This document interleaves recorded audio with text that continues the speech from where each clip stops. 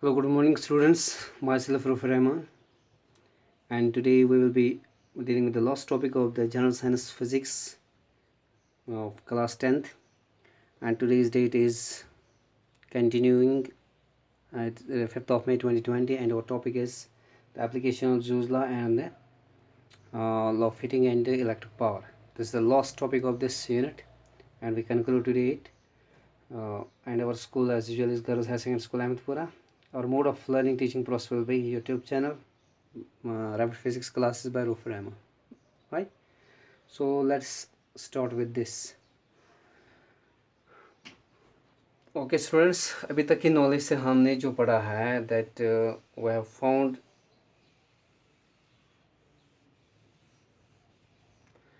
that the heat produced according to Joule,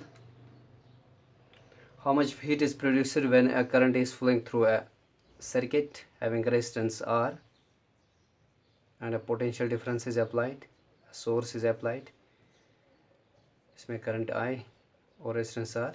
By according to Joule's law, heat produced in this material will be equal to H is equal to I square RT. This much of heat will be produced, right? So it means that because there are other different formats of this that we have also quoted in previous video rather. So you can find those where we have discussed all that. So that means we have concluded that the heat produced is directly proportional to the square of the current. It is directly proportional to the resistance of the wire or resistance of the circuit device, and it is directly proportional to time, how long the current is flowing through the circuit. That we have discussed already, right? But the primary aim of this equation is that it means whenever current is flowing through a circuit, there is always some resistance associated with it. क्योंकि ऐसा कोई circuit ही नहीं है, ऐसा कोई device ही नहीं है, ऐसा कोई मटेरियल नहीं है कंडक्टर में जिसमें रेजिस्टेंस ना हो. तो रेजिस्टेंस के बगैर हम मतलब सोच भी नहीं सकते. रेजिस्टेंस के बगैर कोई एलिमेंट होता ही नहीं, कोई डिवाइस नहीं, कोई सर्किट नहीं होता है. इट मीन्स दैट जैसे ही करंट इसमें जाएगी तो ये हीट प्रोड्यूस करेगा, राइट? तो हमने क्या देखा है, जैसे ही पावर हाउस से हमारी सप्लाई आती है, पावर हाउस से जब करंट की सप्लाई आती है और हमारे घर में आती है, ठीक है, रास्ते में जो जितनी भी वायर होती है लगी हुई होती है, इसमें सब करंट फ्लो होती है. और वो करंट चूँकि इसमें रेजिस्टेंस भी होती है, वेल इसमें रेजिस्टेंस उस वायर में भी होती है और करंट आई भी फ्लो होती है. That means necessary there is heat produced throughout the journey. तो हीट प्रोड्यूस होती है फ्रॉम पावर टू होम से हीट प्रोड्यूस होती है और वो हीट डिसिपेट होती है इन द एटमॉस्फेयर में या इन द सराउंडिंग में. That is dissipate in the form of heat और इतनी हीट इसमें प्रोड्यूस होती है, राइट? इसलिए दैट मीन्स जो इनपुट हमको पावर हाउस पे मिलता है, इनपुट, ठीक है, input energy rather we can say, वो हम आउटपुट उसका कभी नहीं लेते हैं equal. That is never equal at home, right? So there is always some loss, and that is dissipated in the form of heat energy that we have encountered, that we have already discussed, right? इसका मतलब ये हुआ है कि जब भी कोई current किसी सर्किट में जाती है तो हीट तो बनेगी ही बनेगी रेजिस्टेंस के कारण, राइट? उसमें से लॉस होंगे. उससे ये भी होता है कि डिवाइस के जो कंपोनेंट्स होते हैं वो गर्म होकर अपनी प्रॉपर्टीज़ को ऑल्टर करते हैं, चेंज करते हैं. This is the demerit of heating effect of electric current. ये डिमेरिट हो सकते हैं, ठीक है? तो जैसे आपने मोबाइल में देखा, मोबाइल को लगातार अगर हम यूज़ करते करते जाए उसकी लाइफ ख़त्म हो जाती है, तो मोबाइल की कुछ फंक्शन भी ख़त्म हो जाती है. वी कैन से इसकी मतलब जो क्वालिटी है वो ख़त्म हो जाती है, क्योंकि हीटिंग इफेक्ट की वजह से कुछ हीट प्रोड्यूस होते हैं, उससे वो इक्विपमेंट्स ऑल्टर होते हैं, उसमें डिवाइस वो कंपोनेंट्स ऑल्टर होते हैं, ठीक है? So heating can, we can write, heating can alter the properties of circuit components. जो सर्किट में कंपोनेंट्स होते हैं वो ऑल्टर हो सकते हैं, राइट? वो चेंज हो सकते हैं इसकी प्रॉपर्टीज़, राइट? लेकिन इसी हीटिंग के मेरिट्स भी है. क्या मेरिट्स है? हमने ऐसे भी इक्विपमेंट्स देखे हैं जो heating effect of electric current पे ऑपरेट करते हैं, that's application of the heating effect of current. और उसमें हमने देखे हैं कुछ मटेरियल्स, जैसे हमारी आयरन होती है जो घर में हम प्रेस वगैरह लगाते हैं, कपड़ों को आयरन करते हैं, इस्त्री करते हैं, तो आयरन भी वर्क करता है on the heating effect of current, क्योंकि इसके अंदर निक्रोम वायर होती है, नाइक्रोम की अलॉयज़ की, तो वो गर्म होके, क्योंकि बहुत ज़्यादा रेजिस्टेंस उसमें होती है नाइक्रोम वायर की, अलॉय की, nichrome wire highly resistive alloy है, हाईली रेजिस्टिव वायर है, तो जाहिर सी बात है बहुत ज़्यादा हीट जनरेट हो जाएगी। हाईली रेजिस्टिव वायर, बहुत ज़्यादा हीट जनरेट होगी तो बहुत ज़्यादा गर्म हो जाएगा ये, ठीक है। ये ऑपरेट करता है इससे। तो इस तरह से हमारे पास गीज़र है, गीज़र्स होते हैं जो वाटर को बॉईल करते हैं, या हीटर्स रादर होते हैं, हीटर्स जिसमें हम कुकिंग करते हैं, ऑल दैट, ये सब डिवाइस इस पर काम करते हैं। लेकिन इसमें से कुछ हम चूज़ करेंगे जो दैट इज़ डिबेटेबल रादर, जो डिस्कसिंग के लिए बहुत ही अच्छे हैं, वो हम स्टडी करेंगे थोड़ा बहुत इसमें, और उसके बाद पावर पे आ जाएंगे, हमारा लास्ट टॉपिक जो पावर होगा, राइट। तो इसमें हमने क्या देखा है, कुछ डिवाइसेस जो मेन डिवाइस, जैसे इलेक्ट्रिक बल्ब, हमारा इलेक्ट्रिक बल्ब मोस्ट इंपॉर्टेंट है, ये आपको समझना ज़रूरी है। इलेक्ट्रिक बल्ब जो होता है that works on heating effect of electric current. अब बल्ब में ऐसा क्या होता है, बल्ब में हम यूज़ करते हैं ऐसे फिलामेंट्स हम यूज़ करते हैं जिसकी कुछ प्रॉपर्टीज़ इंपॉर्टेंट हैं, क्योंकि हमने देखा है कि बल्ब के अंदर जो फिलामेंट हम यूज़ करेंगे उसमें क्या प्रॉपर्टी होनी चाहिए, उसमें ये प्रॉपर्टी होनी चाहिए उस मेटल की या उस मटेरियल की जो बल्ब के अंदर होता है। बल्ब के अंदर जो मटेरियल होता है इसमें ऐसी प्रॉपर्टी होनी चाहिए, नंबर 1 कि it should retain the heat, it should retain the heat generated, जो ये हीट जनरेट करता है ये रिटेन करना चाहिए। मीन्स दैट कि जितनी देर तक करंट इसमें जाएगी उतनी देर तक हीट वो जनरेट करता रहेगा, ठीक है।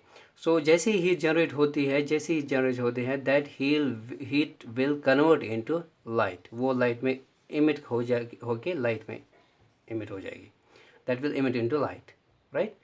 सो जैसे लगातार एटम्स हीटअप होते हैं तो वो चमकने लगते हैं, ठीक है। इसी तरह से ये जो मटेरियल है ये रिटेन करना चाहिए हीट जो ये जनरेट करेगा, ठीक है। इसकी ये क्वालिटी होनी चाहिए, ये प्रॉपर्टी होनी चाहिए, और उसके बाद वो हीट कंटिन्यूसली रिटेन करने के बाद, कंटिन्यूसली हीट जनरेट करने के बाद, continuously that will emit into light. ये चीज़ें, ये मटेरियल ऐसा होना चाहिए। तो एडिसन ने, मतलब जब बल्ब डेवलप हुआ था, डिस्कवर हुआ था, तो एडिसन ने ऐसे मटेरियल ढूंढे हैं नेचर में। कौन से मटेरियल्स ये इनको मिले हैं मेटल्स में ये मटेरियल। दूसरी प्रॉपर्टी क्या उसने देखी कि इसका जो मेल्टिंग पॉइंट होना चाहिए that should be very high, melting point इसका बहुत ज़्यादा होना चाहिए। क्यों? क्योंकि जैसे करंट इसमें फ्लो हो जाएगी, हीट जनरेट हो जाएगी, तो ये गर्म होता जाएगा। हाँ, अगर ऐसा मटेरियल हो जो गर्म होके जल्दी मेल्ट हो जाएगा तो ये लाइट इसमें से नहीं बनेगी, light will not be produce at all, right. तो ऐसा मटेरियल होना चाहिए जिसका मेल्टिंग पॉइंट बहुत ही हाई हो, ठीक है। तो ये देखा है। तो ये दो चीज़ें, दो प्रॉपर्टीज़ उसको यूज़ करके बल्ब का हमने वो मटेरियल ढूंढा है, और वो मेटल में हमको मिलता है टंगस्टन के रूप में, TUNGSTN, वो हमें टंगस्टन की फॉर्म में मिलता है वो मटेरियल, ठीक है। और ये टंगस्टन ऐसा मटेरियल है, ऐसा मेटल है जिसका मेल्टिंग पॉइंट है नियरली 3380 डिग्री सेंटीग्रेड। ये दिस इज़ वेरी ह्यूज, ठीक है। तो इस तरह से हमको ये मेटल मिला है, और इसकी जो एटम्स है वो लगातार, जैसे करंट इसमें बनते हैं, एटम्स एक्साइट होके हीट में कन्वर्ट होते हैं, और हीट फाइनली लाइट बनाती है, ठीक है। और ये हीट को जनरेट कर सकता है ये मेटल, रिटेन कर सकता है, जनरेट करके रिटेन कर सकता है ये मेटल, ठीक है। जिस तरह हम आयरन लोहे को पिघलाते हैं, फर्नेस में लगाते हैं, हीट फर्नेस में, तो लोहा पहले रेड होता है iron red turns when heating. और ज़्यादा हीट देंगे तो ये क्या होता है, येलोविश होता है। और ज़्यादा हीट देंगे तो ये क्या होता है, this will become now white, और वाइट होके ये ग्लो हो जाता है, that will emit light, now it emits light, ठीक है। तो इसी तरह से ये फिलामेंट भी ऐसा काम करता है, राइट। इसका मेल्टिंग पॉइंट भी बहुत ज़्यादा है, और ये दो प्रॉपर्टीज़ मिला के हमने इलेक्ट्रिक बल्ब का मटेरियल चूज़ कर लिया है। लेकिन इसमें एक और प्रॉपर्टी होनी चाहिए कि बाहर से इसको किसी का प्रेशर नहीं होना चाहिए, ये जो टंगस्टन का, इसको बाहर से किसी का प्रेशर नहीं होना चाहिए, इसलिए इसको हम थर्मली आइसोलेट करते हैं। इस टंगस्टन को हम क्या कहते हैं, वही thermally isolated. it should be this tungsten, it should be thermally isolated. Thermally isolated. It should be thermally isolated. हाँ, it should be thermally isolate, ये आपको याद रखना है, ठीक है। क्योंकि बाहर से इसको प्रेशर या कोई किसी एक्सटर्नल एजेंसी पे इसका कोई ये होना नहीं चाहिए, इंटरफ्रेंस नहीं होनी चाहिए, जिससे ये क्या हो जाएगा, अपनी हीट जो जनरेट करेगा वो रिटर्न नहीं कर पाएगा, राइट। तो इस तरह इसको टंगस्टन को हमने क्या किया है, इसको हमने बंद किया है बाहर से, बाहर की दुनिया से इसको हमने बंद किया है, ठीक है। कैसे बंद किया है, एक इंसुलेटर का सपोर्ट लिया हमने, इंसुलेटिंग सपोर्ट लिया है। तो इस तरह से हमने इसको थर्मली आइसोलेट किया है by using insulating support. You can write here it should be thermally isolated by the help of insulating support। तो हमने इंसुलेटर लगाया है, ठीक है। तो इंसुलेटर क्या लगा है, गिलास के रूप में, जो गिलास होता है सिलिकॉन डाइऑक्साइड गिलास हमारा। तो इस तरह से हमने बल्ब को, फिलामेंट को ऐसे फिट किया है, देखिए। सो ये इलेक्ट्रिक बल्ब का इम्पोर्टेंट है, ये आपको याद रखना है। ये मान लीजिए this is our tungsten filament,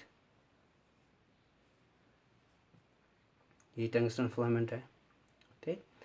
तो इस टंगस्टन फिलामेंट को बाहर से हमने क्या किया है, बंद किया है।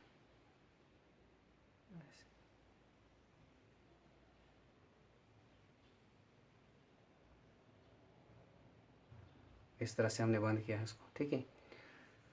और अंदर जो हवा है, जो एयर है, उसको वैक्यूम क्रिएट किया है, अंदर वैक्यूम क्रिएट किया है, और उसके बदले हमने कुछ गैसेस इसमें यूज़ किए हैं।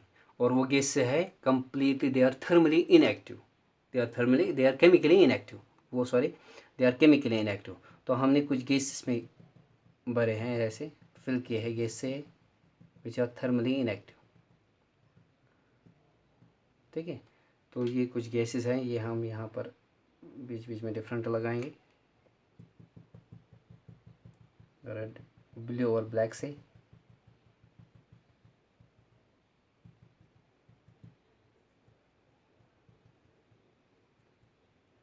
ठीक। तो नीचे से हमने इसको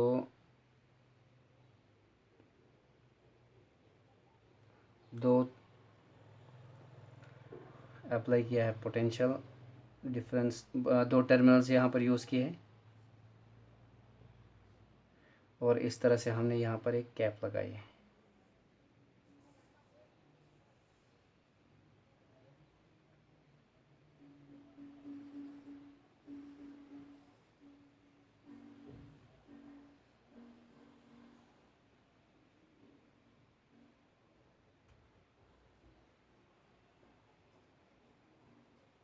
दिस इज होल्डर, ठीक है। ये जो गैस हमने यूज़ किए हैं, these are chemically inactive gases, chemically inactive gases. और ये केमिकली इनएक्टिव गैस कौन है, एक तो है हाइड्रोजन, दूसरा है argon, hydrogen argon, these are chemically inactive gases. और इनकी इसमें क्या रोल प्ले करते हैं, दे जस्ट, इनका यही रोल है, they help to give the life of this filament, ठीक है। So that this the life of the filament is prolong, ठीक है। तो इनका काम है, so these gas help to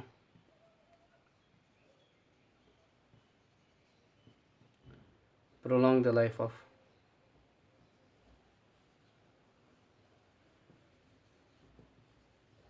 filament. तो फिलामेंट की लाइफ को प्रोलॉन्ग करने के लिए हम ये यूज़ करते हैं, राइट। सो इस तरह से हमने, सो दिस इज़ इलेक्ट्रिक बल्ब, ये हमारा इलेक्ट्रिक बल्ब है। ये आपको याद रखना चाहिए कि इसके अंदर क्या होता है और क्यों हम लेते हैं फिलामेंट मटेरियल, राइट।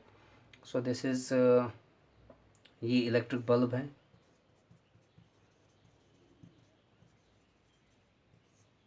और ये बाहर इसमें हमने इंसुलेशन की है, किससे, गिलास से, गिलास एज इंसुलेटर,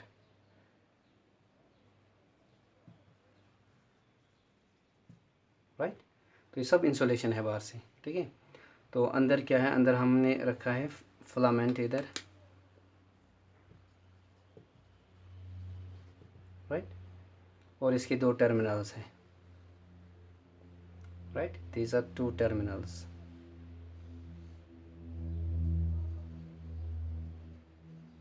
जिसको हम पोटेंशियल देते हैं, पोटेंशियल सप्लाई करते हैं, टर्मिनल्स और बल्ब, ये बल्ब के दो टर्मिनल्स हैं जिसे हम पोटेंशियल देते हैं, ठीक है।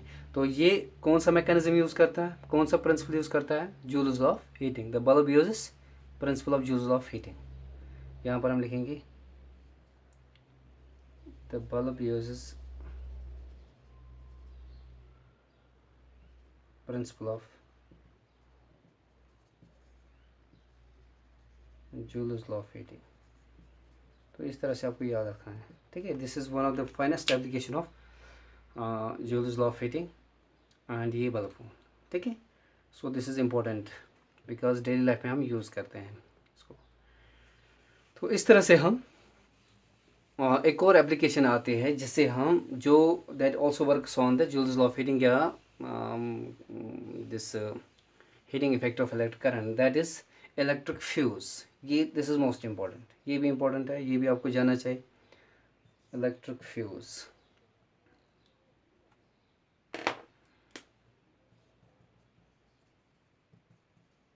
electric fuse.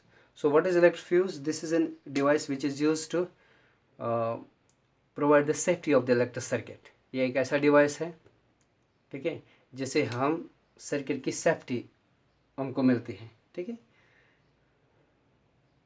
It is a device, device तो है, हाँ, it's right, we can say it is a circuit component, या ये ऐसा डिवाइस है, device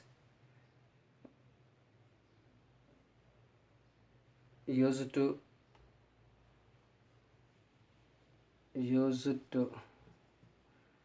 control the current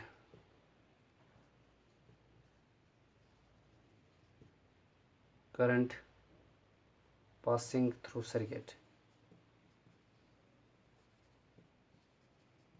and hence is acting as a safety device.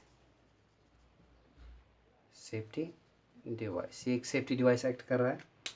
तो ये क्या करता है, तो इसका काम क्या है, इट वर्क्स, ये भी वर्क करता है on the principle of this joules law of heating.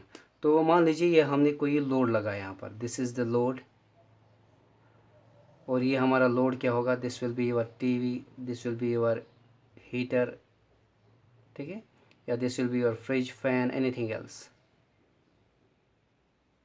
ठीक, दिस इज योर लोड। और इस लोड को हमने क्या अप्लाई की है, पोटेंशियल डिफरेंस, एसी के रूप में, this is symbol of AC, जो आगे हम पढ़ेंगे। तो इसको हमने एसी दी है, राइट, सप्लाई दी है, दिस इज सप्लाई, और हमारी जो house hold supply that is 220 volt. तो ये कितनी होती है, 220 वोल्ट सप्लाई, ठीक है। मान लीजिए कि पावर हाउस है, और यहाँ पर मान लीजिए पावर हाउस है, और ये जो डिवाइस है, ये डिवाइस हमारा TV what ever it is, it works on 220, ये इस 220 सप्लाई पे काम कर रहा है। मान लीजिए 200 पे काम कर रहा है, या 210 पे, 200 पे काम कर रहा है। तो इसको सप्लाई कितनी मिली, 220, राइट। इसकी सप्लाई हम 220 देते हैं क्योंकि कुछ रेजिस्टेंस है, हीट लॉस होते हैं, और ये वर्क करता है किस पे, 200 पे, 200 वोल्ट पे। So off a sudden there is a large supply coming from the power station, power station बहुत ज़्यादा सप्लाई आई है, right. So what happens to the, मान लीजिए 300 सप्लाई आ गई, ठीक है। जैसे 300 सप्लाई इसमें गई, फ्लो होगी करंट, राइट। तो what happens to this, you find this device has burned, ये बर्न हो जाता है।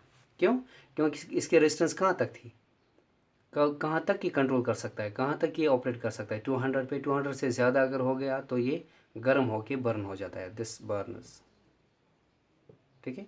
सो ये बर्न हो जाता है। सो व्हाट हैपन्स टू, सो हमारी इकोनॉमी लॉस हुई, हमारा ये हुआ लॉस, डिवाइस लॉस हुआ है, ठीक है। और मे बी सर्किट में जो वायरिंग है ये भी लॉस हो जाती है, गर्म होके इसमें फायर ना आग लग जाती है, राइट। तो it Fyers out.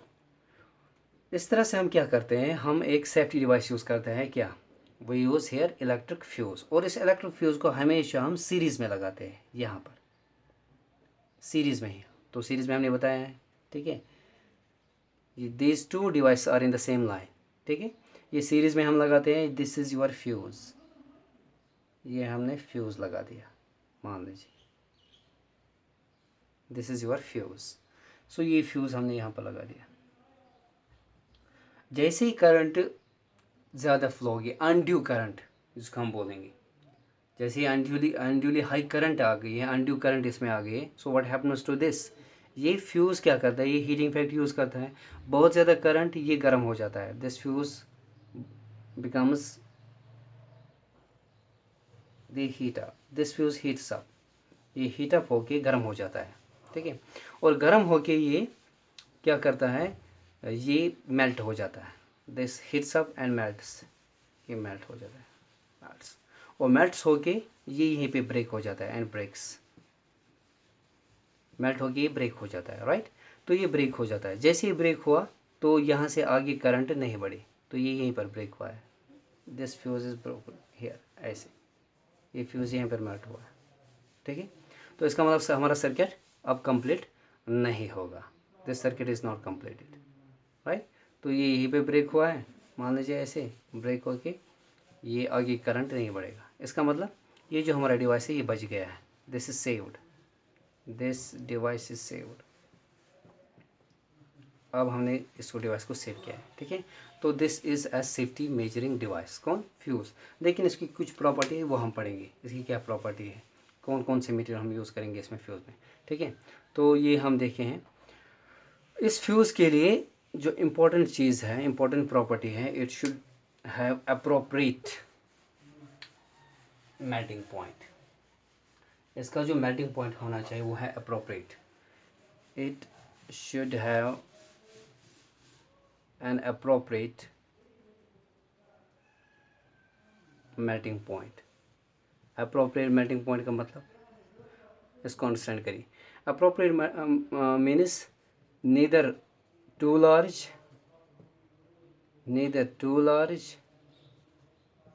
Not too low, न ज़्यादा हाई न ज़्यादा कम, ठीक है। अगर ज़्यादा हाई होगा इसका melting point, so what happens to when a large current comes, it will burn the your device till it gets heated up and breaks the circuit, ठीक है। तब तक बहुत ज़्यादा करंट जा चुकी होगी और हमारा डिवाइस ख़त्म हो चुका होगा, तब जाके ये बर्न हो जाएगा, मेल्ट हो जाएगा, फिर ये सर्किट को ब्रेक करेगा, ठीक है। तो इस तरह से इसका टर्म, ये जो है मेल्टिंग पॉइंट जो है ये अप्रोप्रिएट होना चाहिए, ज़्यादा भी नहीं होना चाहिए और ज़्यादा कम भी नहीं होना चाहिए, राइट। तो इस तरह से हम यूज़ करते हैं फ्यूज़ को एज अ सेफ्टी डिवाइस, तो इसका मेल्टिंग पॉइंट अप्रोप्रिएट होना चाहिए, राइट। तो हम जो मटेरियल्स यूज़ करते हैं फ्यूज़ बनाने के लिए वो है usually that is copper and aluminium के बने हुए हैं और कॉपर के बने हुए हैं, वो हम ज़्यादा यूज़ करते हैं सर्किट फ्यूज़ बनाने के लिए, right. So we use materials like aluminium, copper, iron for making the fuse. So we use materials like aluminium,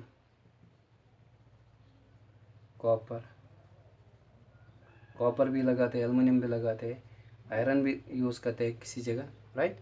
और इवन लेड भी यूज़ करते हैं, lead metal extra for making the fuse, fuse बनाने के लिए, ठीक है। तो ये कुछ मटेरियल्स होते हैं हम यूज़, जो fuse is a important safety device, इसलिए हम यूज़ करते हैं as a important safety device, it is used as an important safety device, ठीक। So alright, this is all about fuse. और इस फ्यूज़ को हम एक कॉर्ट्रिज में फिक्स करते हैं, जो पोर्सलिन की बनी होते हैं, ये कॉर्ट्रिज होता है या इबेनॉइड की बनी होती है पोर्सलिन, इसी में हम इसको दो मेटेलिक कॉन्टैक्ट्स देते हैं और इसी मेटेलिक कंटेंट में हम ये यहाँ पर फ्यूज़ यूज़ करते हैं ऐसे, ठीक है। पोर्सलिन का बना होता है, राइट। तो this is encasing of fuse, encasing of fuse by किस मटेरियल से? बाय यूजिंग पोर्सलिन और एबोनाइट। एबोनाइट के भी बने होते हैं, ebonite materials, you have to remember this. ठीक, फिर इसको फिक्स करते हैं। ये always in series, it is always use in series, जो मैंने बताया आपको, fuse is always use in series. The fuse is always connected in series, ये हमेशा सीरीज में हम जोड़ते हैं, in series with the circuit, in the circuit.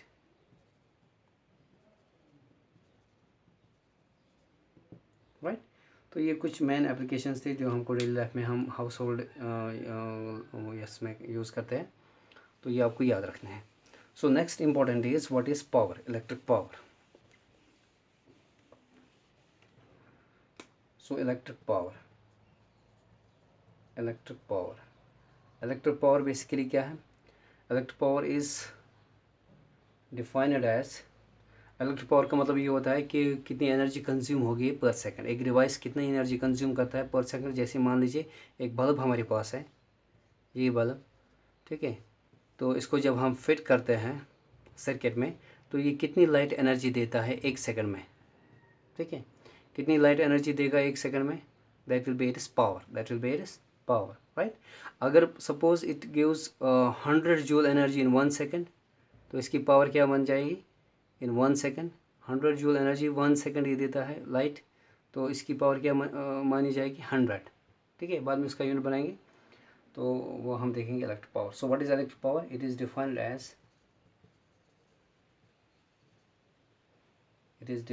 As the rate at which electrical energy is consumed, dissipated, energy is dissipated, ठीक है।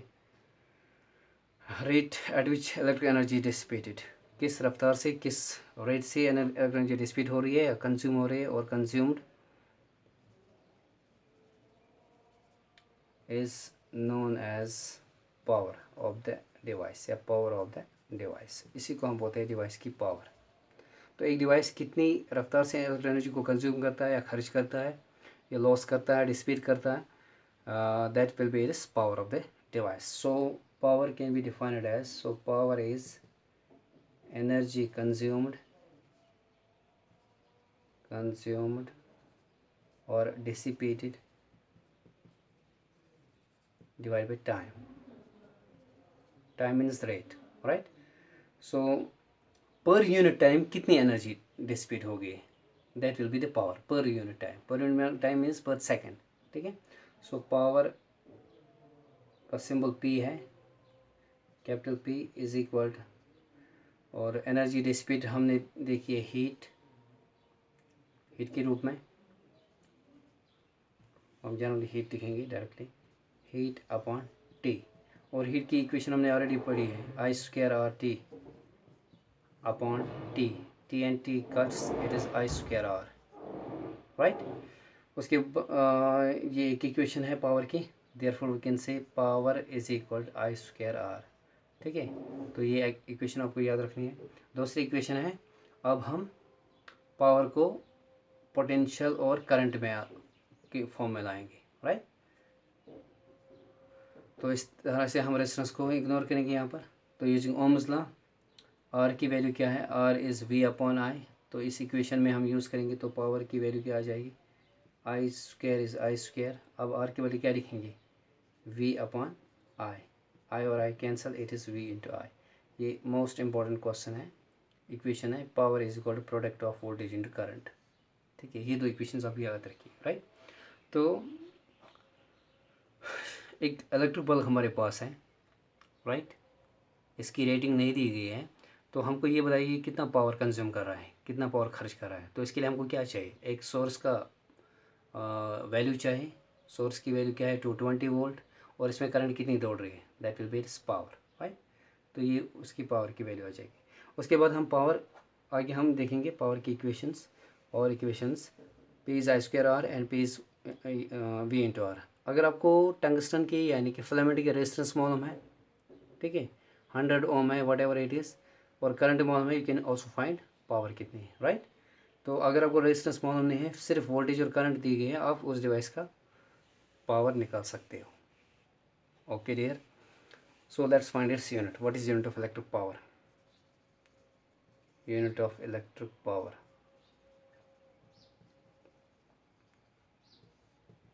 तो power की यूनिट है हीट का यूनिट डिवाइड बाय टाइम का unit.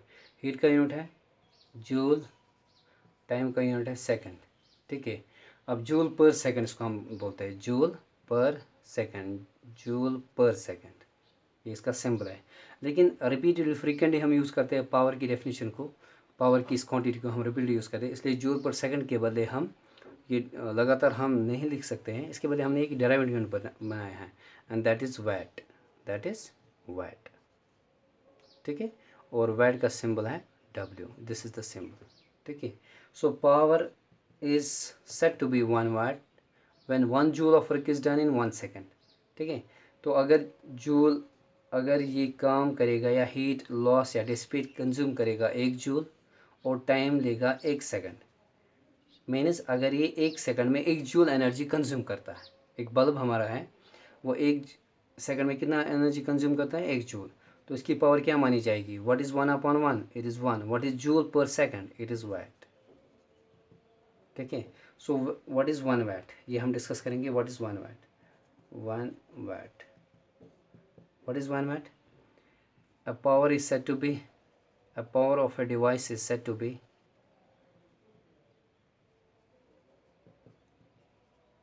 1 watt when 1 joule of work is done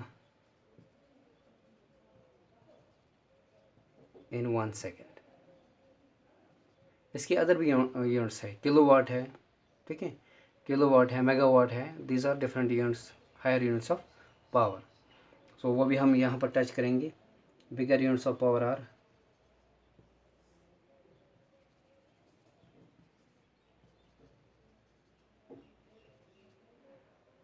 kilowatt, 1 kilowatt, इसको हम 1 kW भी लिखते हैं, दिस इज़ 1000 वाट्स, ठीक है। टू दूसरा यूनिट है मेगावाट्स, 1 मेगावाट, इसको हम लिखते हैं 1 MW, it is 10 to the power of 6 watts, 1 lakh watt, ठीक है। अच्छा, इट मीन्स अगर हमारे पास घर में एक हमारे पास मोटर होता है और वो मोटर होता है 1.5 किलोवाट का, व्हाट डज़ दैट मीन? या वो 1 किलोवाट का मोटर होता है या 2 किलोवाट का मोटर होता है। अगर मैं बोलूँ वो डिवाइस 2 किलोवाट का है, इससे आप क्या समझे? 2 किलोवाट, इसका मतलब वो 2 किलो, राइट शाबाश, क्या समझे आप? ठीक है, that means this is 2 kilowatt means 2000 वाट, और 2000 वाट मीन्स 2000 जूल बाई 1 सेकेंड, ठीक है। तो 2 किलोवाट का मतलब होगा कि वो 2000 जूल्स काम करता है 1 सेकेंड में, अंडरस्टूड ना। सो 1 किलोवाट का मतलब 1000 जूल काम करता है 1 सेकेंड में, ठीक है। इस तरह से आप पावर, उसकी पावर को डिफाइन कर सकते हो। तो अगर आपको ज़्यादा पावर की डिवाइस चाहे तो आपको ये रेटिंग देखनी है उसमें कि इसका पावर कितना है, 2 किलोवाट चाहिए, 5 किलोवाट चाहिए, ठीक है। 5 kilowatt means 5000 joules per second, 1 second में इतना काम करता है, राइट। तो according you can buy these things. लेकिन मोस्ट इंपॉर्टेंट थिंग इज़ कि इस यूनिट का जो इस इलेक्ट्रिक पावर का एक और यूनिट है, that is commercial unit of commercial unit. इसका एक यूनिट है कमर्शियल यूनिट, कमर्शियल यूनिट, ये वो यूनिट है जिसमें हम अपनी लाइट या बिजली को बेचते हैं। जो बिजली हमारी होती है ना, गवर्नमेंट जो बिजली बेचती है या जिस पे हमारी बिल आती है, हमारे हाउस की बिल, तो वो होता है कमर्शियल यूनिट। और ये कमर्शियल यूनिट वो जो होता है that is kilowatt hour, kilowatt hour. So what is kilowatt hour? This is commercial unit of power. तो पावर इज 1 किलोवाट आवर कितना होगा? वाट आवर, ठीक है। तो इसको हम देखेंगे 1 kilowatt hour, 1 means 1, kilo means 1000, और watt means watt, into hour को चेंज करेंगे हम सेकंड में, 3600 सेकेंड्स, ठीक है। तो इसको जब हम मल्टीप्लाई करेंगे तो ये क्या आ जाएगा 3600 और ये 3 ज़ीरोस क्या हो जाएगी 3650 3 and 5 ठीक। और क्या बचा वाट और सेकंड WS ठीक है। और वाट और सेकंड क्या होता है अभी आप देखेंगे जूल होता है, जूल बाय सेकंड होता है वाट राइट। और जूल क्या आ जाएगा वाट सेकंड, वाट सेकंड। तो वाट सेकंड के बाद क्या लिखेंगे जूल। तो 1 किलोवाट आवर क्या होता है 1 किलोवाट आवर का मतलब 36 इसको हम सिलेंडर फॉर्म में लाएंगे 3.6 और ये वाला 1 2 3 4 5 6 into 10⁻6 joules. So this 1 kilowatt hour ठीक है। ये इसका कमर्शियल यूनिट है 3.6 इंटू 10⁻6 जूल्स राइट। इतने जूल्स का होता है 3.6 10⁻6 जूल्स होता है 1 किलोवाट आवर ठीक राइट। तो ये दिस इज़ कमर्शियल यूनिट, इससे भी हमारी बिलिंग आते हैं। तो कैसे आती है वो हम थोड़ा जल्द में इसको समझेंगे। तो हमारी बिल जो आती है वो कैसे आती है। मान ली this is our energy consumption, ये हमारी होम की एनर्जी कंजप्शन है, हमारे घर की कंजप्शन है राइट। तो इसमें हम ऐसे लिखेंगे डिवाइस है, ऐसे थोड़ा बड़ा करके लिखेंगे। ये हम डिवाइस यूज़ करते हैं घर में, क्या क्या करते हैं यूज़ और उनकी पावर क्या है वो हम दिखाएंगे यहाँ पर। और उसके बाद हम टाइम यूज़ करते हैं, उसके बाद हम एनर्जी हम यूज़ करेंगे, हमने कितनी एनर्जी कंज्यूम की है एनर्जी कंज्यूम्ड। और एनर्जी कंज्यूम्ड किसके बराबर है अभी आपने डेफिनेशन पढ़ी है power is energy consumed divide by time ठीक है। Energy consumed divide by time और एनर्जी किसके बराबर है पावर इनटू टाइम। ये हमको एनर्जी कंज्यूम्ड आपने कितने एनर्जी कंज्यूम की है पावर इन टाइम से मल्टीप्लाई कीजिए आपको वो मिलेगी ठीक है। तो यहाँ पर हम एनर्जी कितनी कंज्यूम की है that is product of power multiply by time ठीक है। Power into time, power in time ठीक है। आपका पावर और टाइम मल्टीप्लाई करना है और इसके बाद तो मान लीजिए आपने डिवाइस यूज़ किया है सीरियल नंबर 1 यहाँ पर यहाँ पर सीरियल नंबर 1। तो पहली डिवाइस आपने यूज़ किए हैं सपोज़ 2 बल्ब्स, 2 बल्ब्स आपने यूज़ किए ठीक है। और हर एक बल्ब 60 वाट का है। तो दो बल्ब कितने वाट के हुए 120 वाट के हुए ठीक है ना। और ये हम टाइम यूज़ करते हैं 3 घंटे के लिए, 3 आवर्स हम लाइट यूज़ करते हैं ठीक है। तो हमारी एनर्जी कितनी बन गई हमारी एनर्जी बन गई 60 into 2 bulbs multiplied by 3 because power into time is energy consume ठीक है। तो वो कितना हुआ वो हुआ 60, 2 बल्ब्स हैं तो 2 बल्ब्स की पावर कितनी बन गई 120, 120 into 3 is 360, it is 360 and unit क्या बन जाएगा power into time VAT our हमारा यूनिट बन जाएगा राइट। उसके बाद हमने दूसरे एग्जांपल दूसरा लिया है 2 ट्यूबलाइट्स, 2 ट्यूबलाइट्स ठीक है। और वो 2 ट्यूबलाइट्स 40 वाट के 40 वाट के ठीक है। तो ये भी हमने 2 घंटे यूज़ किए 2 आवर्स यूज़ किए ठीक है। तो वो कितना बना 40 वाट और दूसरा ट्यूबलाइट भी 40 वाट हो गया 80 वाट, 80 इंटू 2 कितना हो गया 160 वाट आवर। इतनी आपने एनर्जी कंज्यूम की है अंडरस्टूड। तो तीसरा हम यूज़ करते हैं हमने घर में टीवी भी यूज़ करते हैं ठीक है। मान लीजिए टीवी का जो पावर है वो दैट इज़ 100 वाटेज ठीक है। और ये हमने 3 घंटे यूज़ किए हैं टीवी। दिस इज़ रफली एस्टिमेशन ठीक है। हम तो दिन भर भी टीवी देखते हैं लेकिन दिस इज़ रफ एस्टिमेशन कितना हो सकता है राइट। तो आपको बिलिंग समझानी है कैसे करते हैं इसी यूनिट से किलोवाट आवर से हम लेते हैं। तो ये 3 आवर सो ये कितना बन गया 3 into 100 is simply 3 into 100 is एक ही टीवी है ना तो 3 इंटू 100 इज़ 300 वाट आवर ठीक है। तो सर्दी है तो हीटर भी यूज़ करते होंगे ठीक है। और हीटर का जो पावर है बहुत ही ज़्यादा होता है कंपेयर टू दिस 1500 वाटेज है उसकी मान लीजिए ठीक है। चलो एक ही घंटे के लिए रखते हैं वरना हम रातों रात रखते हैं हीटर को ऑन ठीक है। तो दैट मीन्स इसकी जो आपने कितनी कंज्यूम एनर्जी ली है हीटर से 15 into 1 that is 1500, that is 1500 watt hour ठीक है। तो आपने नेट एनर्जी, टोटल एनर्जी कितनी कंज्यूम की है, टोटल एनर्जी कंज्यूम, एनर्जी तो स्केलर क्वांटिटी है, सब एनर्जी को ऐड कीजिए, कंज्यूम्ड, तो इनको ऐड कीजिए। तो ये जब हम ऐड करेंगे तो ये कितना आ जाएगा, this is 000 and 0 is 0, 0066 and is 12, 1 is carry, so this is 3 4 5 8, और 8 तो 5 हो गया 13, 1 is carry, this is 2, इतनी वैट आवर आपने क्या किया है, कंज्यूम। तो this is for per day, this is per day की कंजप्शन, लेकिन आपकी बिल तो पर डे से नहीं आ रही है, आपकी पर मंथ से आ रही है। Therefore energy consumed per month, energy consumed per month, बताइए कितनी आ गई एक महीने में। तो इसको मल्टीप्लाई करेंगे 30 से, 2320 मल्टीप्लाई बाई 30, ठीक है। How much is that, that will be equal to 00 326 339 326, ठीक है, 69600 वाट आवर पर मंथ हो गया अब, per month, this is right, ठीक है। अब इस वाट आवर को किलो वाट आवर में कंप्लीट करेंगे, कन्वर्ट करेंगे, ठीक है। ये कितने किलो वाट आवर है, इसको डिवाइड करेंगे 1000 से, इस क्वांटिटी को हम 1000 से डिवाइड करेंगे, तो ये क्या बनेगा 69.6 किलो वाट आवर, ये हमारी पर मंथ। तो पर मंथ आपने कितने किलो वाट आवर यूज़ किए, 69.6 किलो वाट आवर, ठीक है। ये जो 1 किलो वाट आवर है, this 1 kilo watt hour is, this 1 kilo watt hour, इसको हम बोलते हैं 1 यूनिट किसका, this is 1 unit of electrical energy, is 1 unit of electrical energy, ये हमारा 1 यूनिट बनता है इलेक्ट्रिकल एनर्जी।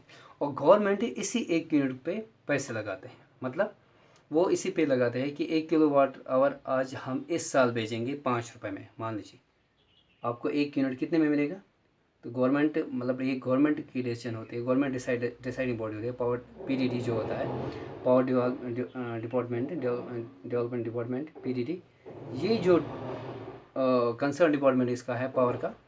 तो ये क्या करता है, ये रेट फिक्स करता है, ये 1 यूनिट बेचता है पब्लिक को at the rate of ₹5 per unit.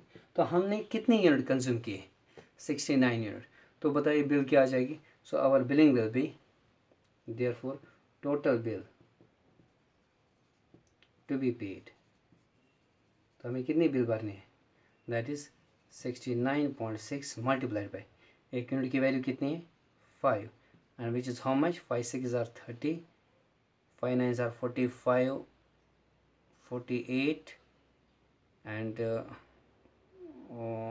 5 6 are 30 34, और ये है 348 रुपीज़।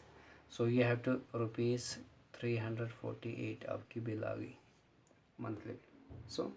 सो हमने कौन सा यूनिट यूज़ किया है, kilo watt hour, and this is called commercial unit of power, commercial unit of power, ठीक है। हम जो पावर बेचते हैं, गवर्नमेंट हमको जो पावर बेचते हैं वो इसी यूनिट की बेस पे हमको बिल भी बनाती है। तो दिस इज़ आवर बिल, ये हमकी बिल है। अब अकॉर्डिंगली आपकी कंजप्शन, अगर ज़्यादा चीज़ आपको इसमें यूज़ करते हैं होम वर्क्स में, तो आपकी बिल भी ऑब्वियसली ज़्यादा आ जाएगी।